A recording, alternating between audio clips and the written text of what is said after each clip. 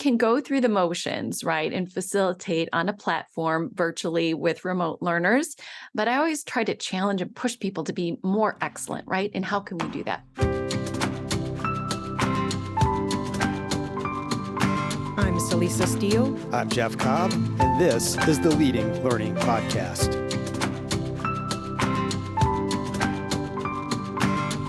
Welcome to episode 334, which features a conversation with Diana Howles. Diana is an award-winning speaker, global virtual facilitator, and master trainer who brings 25 years of experience in the talent development field. Diana is CEO and co-owner of Howles Associates and author of Next Level Virtual Training, Advance Your Facilitation. Diana and Celisa focus on virtual training and talk about the capability model for virtual facilitators that Diana developed. They also get into Diana's approach to combining or blending live online and asynchronous online components, why she prefers the term live mixed to hybrid, the importance of co-facilitation in live mixed situations, the value of learner agency and autonomy in live mixed learning, and specific practical tips like when to use webcams during live online learning, making the invisible audible, and announcing silence. If you deliver live online learning, as most learning businesses do, this episode is for you. Diana's experience, tips, and book can be great practical resources for you and your facilitators and instructors. Diana and Celisa spoke in October 2022.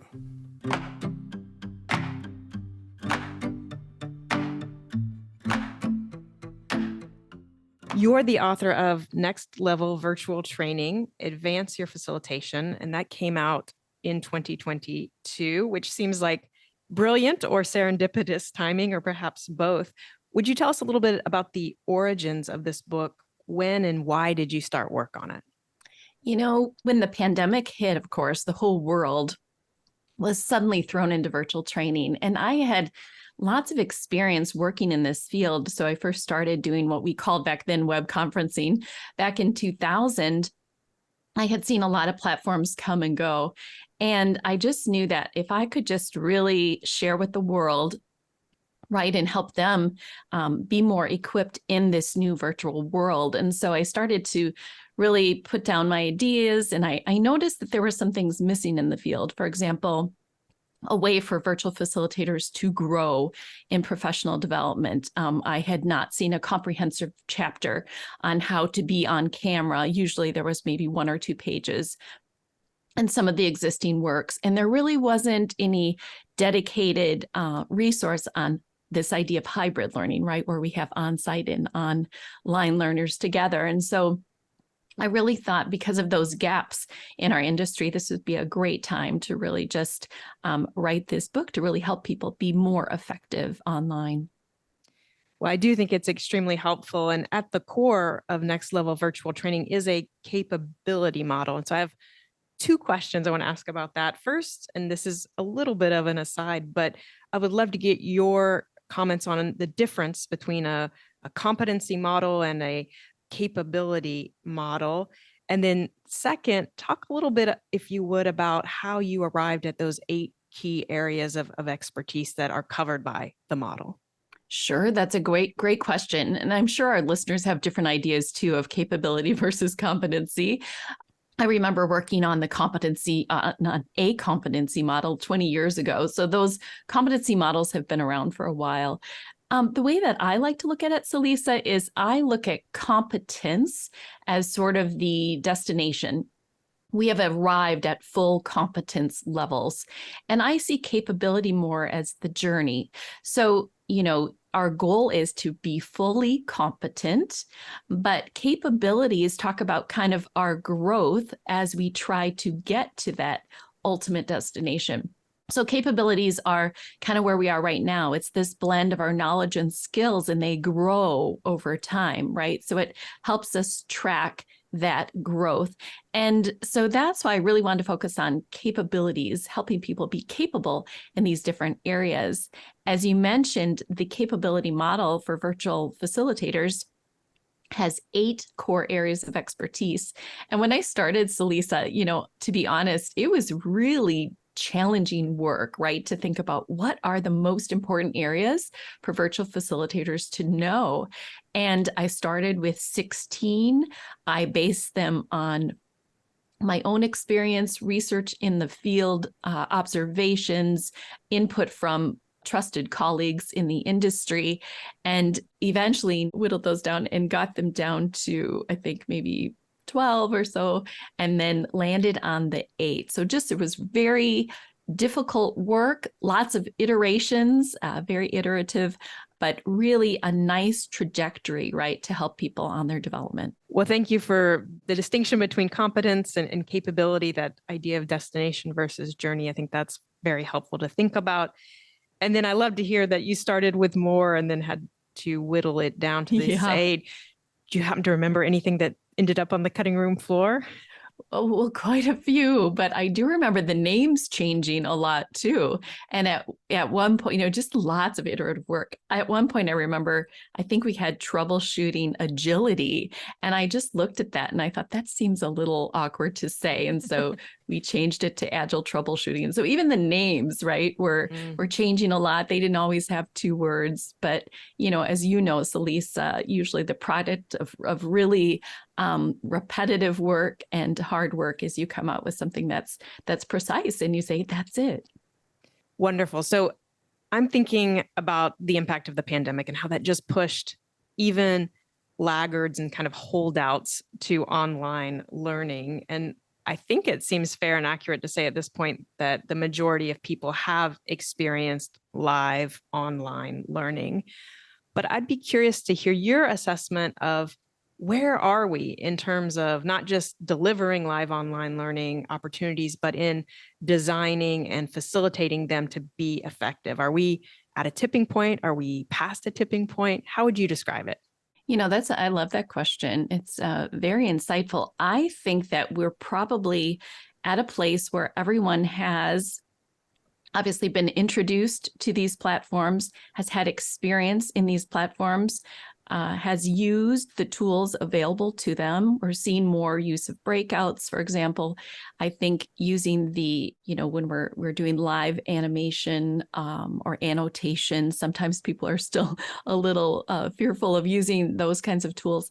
But where I think we're not yet at, Celisa, is really effective design and really taking things to the next level, which is what I love about the book, Next Level Virtual Training, because we're challenging people not just to use the platform, right, but to do it in a very thoughtful way that's designing for being able to have outcomes and change the way people after the learning, right, change the way they perform at work or even in their fields of work.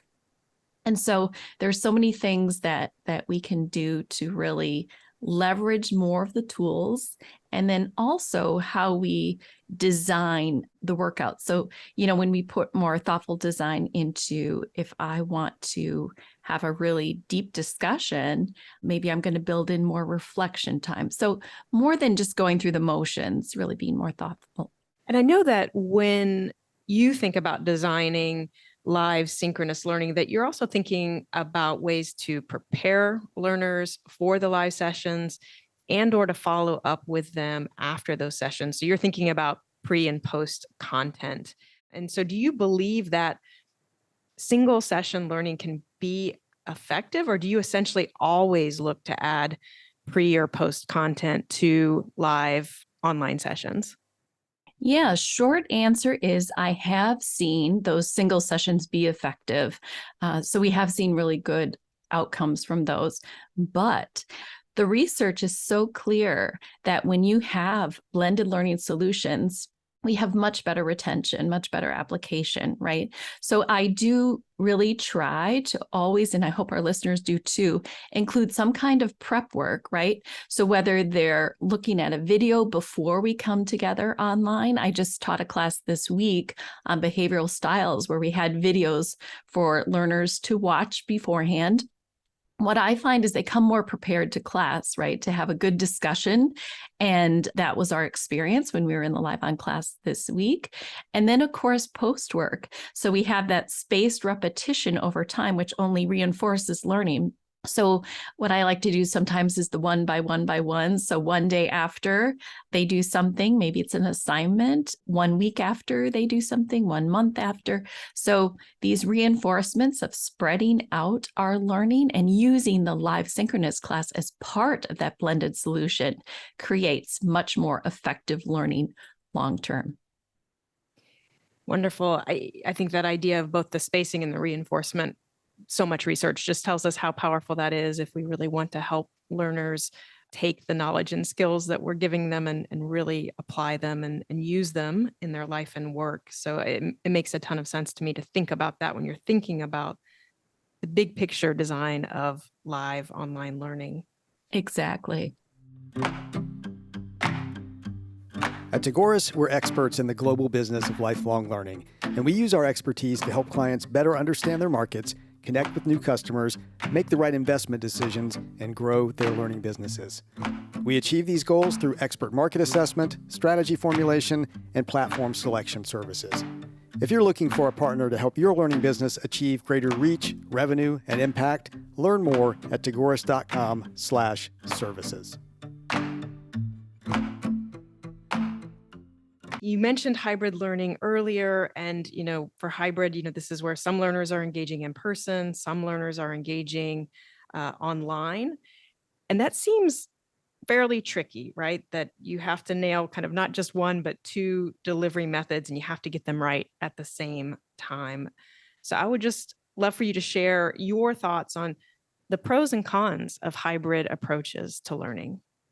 Yeah, so I like to really think about hybrid learning as live mixed. I feel like the term hybrid has been overused, right? We have hybrid cars, we have hybrid systems. Some people think of blended learning, like we just discussed, Celisa, as hybrid. So it's been around a lot and it can be confusing. So to me, it warranted a fresh new term. And when you look at the context of that learning ecosystem, you see this mix, right, of on-site and online learners together. And it is live. It's happening in real time. So that's why I call it live mixed. But as you suggest, Celisa, there are certainly many inherent challenges because we have sort of doubled the technology. We can have multiple live situations, going on at the same time. And higher education has really been a leader in this field, right? They've been doing this for a while. And you have the facilitator, of course, who is taxed with so many things to manage at once that the cognitive load for the facilitators is very high. And often our facilitators will say, so exhausted at the end of that when they're managing it. But I would say the good news, Celisa, is there are certainly ways that we can have effective live mixed learning. And I'm here to tell you that I certainly have seen that and have conducted that myself, but it requires strategies, right? So one strategy, for example, and I do talk about this in my book as well, I have a whole chapter dedicated to live mixed learning. But one strategy is, because there's so many things to manage at the same time, right, is really partnering with a co-facilitator. So one of you is the lead. It could be the virtual facilitator is the lead or the on-site facilitator, but we have an anchor in each venue. This helps the learners as well, but there's two of you. And then I've even reached out to IT support. Sometimes I'll have IT in the room with me because if something goes wrong, you want it to be remedied right away. We're focused on the instruction and the facilitation. So it's nice to have that support. Or sometimes I'll have the tech support person just be there for kind of the opening pieces or until we finish our breakout. So there are ways to really manage that classroom and help it be effective. Well, I think that idea of co-facilitation makes a lot of sense. But again, that does then up the need for preparation, right? You have to be able to coordinate with your co-facilitator if you're the one delivering that learning, and just all of the prep that goes into doing that seems even more important than in a sort of a single delivery mode approach. Right, absolutely. And one thing that I like to do too is we allow learners choice, right? So this leverages learner agency and their autonomy. They choose how they're going to show up in this venue. So they can choose, I'm going to attend online, or they can choose to be there on site. And that also, right, adds their investment in the learning and helps quite a bit for them to be pleased, right, about them having some options. But what I've learned is that, you want to make sure that they're committed. So, we had a bunch of folks register that, oh, we're going to be there in person. And then they actually showed up online. So I always say you can choose, but you have to commit to the venue, because then we plan appropriately.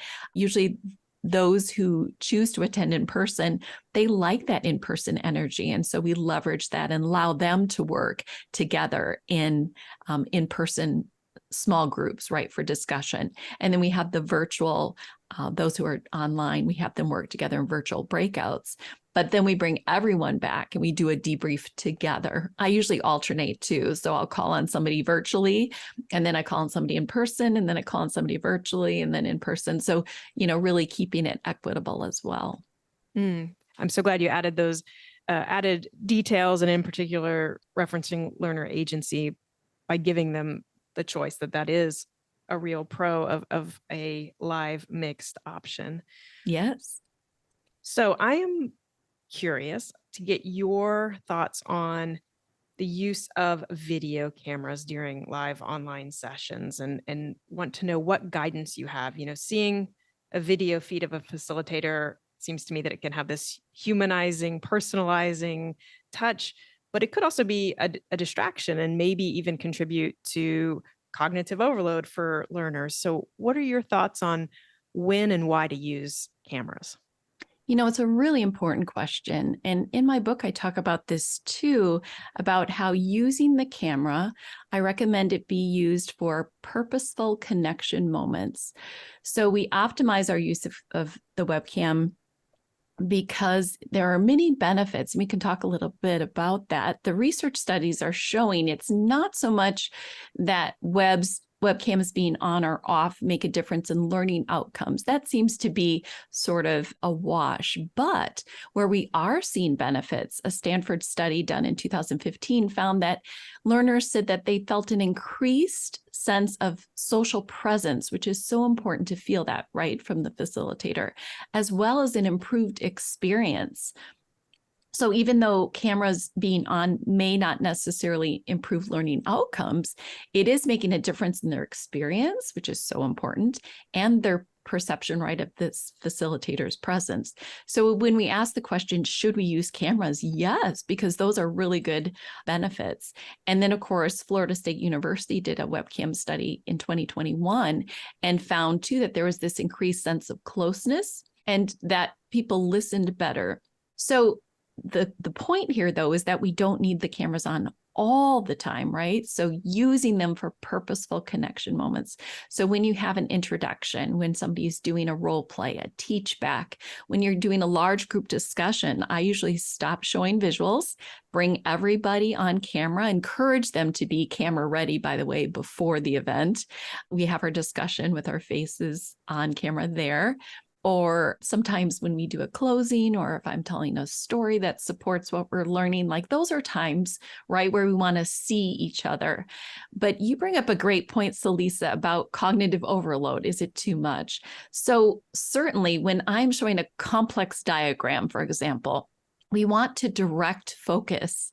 If we have a camera on a facilitator or even the other learners, those are competing visuals, right? So that would be an example of extraneous cognitive load, which we want to reduce if we can. So what we do is I'll tell people out loud verbally, I'm going to go off camera and let's focus on this complicated diagram, right? And that's where we want our focus to be. So really being thoughtful about how we instruct and learn, and then leveraging the camera when it's most optimal. Well, that's great advice. I like this idea of purposeful connection moments and being aware of when those are, and knowing that that can be a good time for use of the cameras. And it's also very helpful to have the research that you shared in terms of the fact that the use of cameras or the non-use of cameras doesn't appear to impact learning outcomes, but that it does have these other benefits that can come along with it. So that's all wonderful.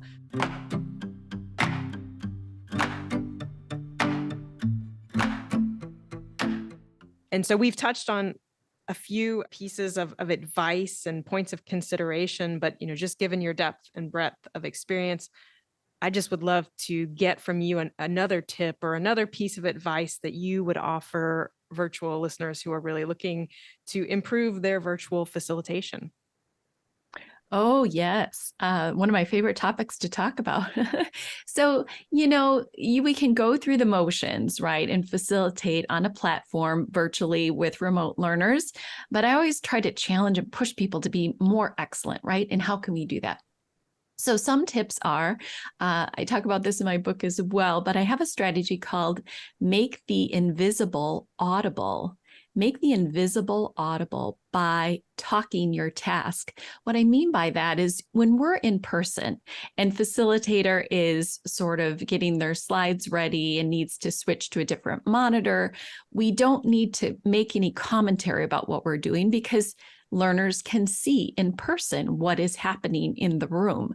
So what happens virtually is we're not used to explaining what I'm doing. Let's say there's a long pause or something just happened. I lost my chat and I'm trying to find it.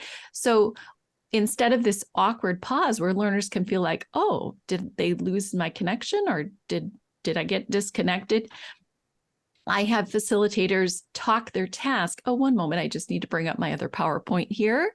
Or, oh, I just need to go bring back the chat. I see that there. Like you make the invisible audible. So that's one of the principles that I like to encourage everyone to do.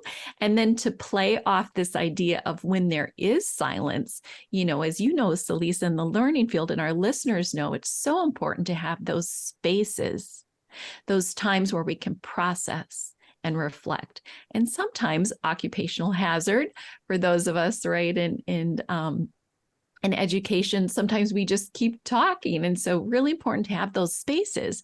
But again, in a virtual facilitation environment, if we have these long pauses, learners can feel like there's something wrong with the audio or they got disconnected. So I call it announced silence, which just means we let learners know I'm going to be quiet for a little bit and here's why. And so, for example, let's say that I was showing a complex diagram and I wanted them to digest it first before we broke it down and unpacked it. I might say something like, I'm going to be quiet for a few minutes here, and I'd like you to look at this diagram. And when I come back, we're going to talk about what are the parts of it. So they understand why we're quiet. I feel like that can be very useful for learning. I love those two tips, the way that you paired them up there, because in the case of the make the invisible audible, it's sort of about saying more than you might usually. And then in the announced silence, it's about saying less, but just being clear about why you're saying less and in both cases, it's about letting the learners know why you're doing something or why something's happening. So we always love to ask folks who come on the Leading Learning podcast about their own lifelong learning. And so how do you approach your own lifelong learning? Do you have specific habits or practices or sources that you like to use in order to continue to grow professionally and personally? Yeah, I feel like that's so important. We invest in others and we're always helping others learn and grow. And so I feel like we have to do the same for ourselves, right? And so for me, Celisa, conferences have been a great source of inspiration. You see what's happening in the field, you see where we're going in the future, you get glimpses, right, of what's coming around the bend. So I've been fortunate to be able to attend virtual conferences, obviously during the pandemic, and then back in the swing of it, attending in person as well. And so those are just, I think, great places to be inspired and challenged and pushed beyond. We sometimes get in our comfort zones, right? And then the other thing I like to do is look at resources. So I do have some favorite books, or I'm looking at those resources too, to think how I can improve myself. And then just a personal philosophy is I always feel like it's helpful to understand the learner's perspective, and that informs what we do as educators and facilitators. So, back when I was doing a lot of public speaking, I used to go to the back of the auditorium in the physical room and sit in the back row before the event. And I just envisioned what it would be like for a person in the audience to see that perspective when, I was on stage speaking, let's say. And then when I'm on stage speaking, I remember what it was like to be in that back row and look forward. So you almost see two perspectives at once, which takes some training to do, but it can be done. And so I feel the same way about virtual facilitation. I attend virtual classes as a learner. I go into a breakout as a learner in different situations to help my own virtual facilitation be better, right? So you really walk in the shoes of the learner and you'll observe all sorts of things that then help you be more effective when you yourself are facilitating them. Thank you for sharing that. And I love that idea of putting yourself in the learner's perspective, literally.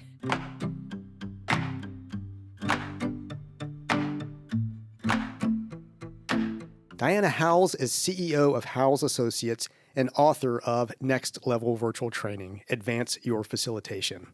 In the show notes for this episode at leadinglearning.com/episode 334, you'll find the visual of the virtual trainer capability model that Diana discussed. You'll also find links to her book, the Howles Associates website, and Diana's profiles on LinkedIn and Twitter. At leadinglearning.com/episode 334, you'll also see options for subscribing to the podcast. And we would be grateful if you would subscribe if you haven't yet, as those subscriptions give us some data on the impact of the podcast. We'd also be grateful if you'd take a minute to rate us on Apple Podcasts or wherever you listen, especially if you enjoy the show. Celisa and I personally appreciate reviews and ratings, and they help the podcast show up when people search for content on leading a learning business. Lastly, please spread the word about Leading Learning. At leadinglearning.com/episode 334, there are links to find us on Twitter, LinkedIn, and Facebook. Thanks again, and see you next time on the Leading Learning Podcast.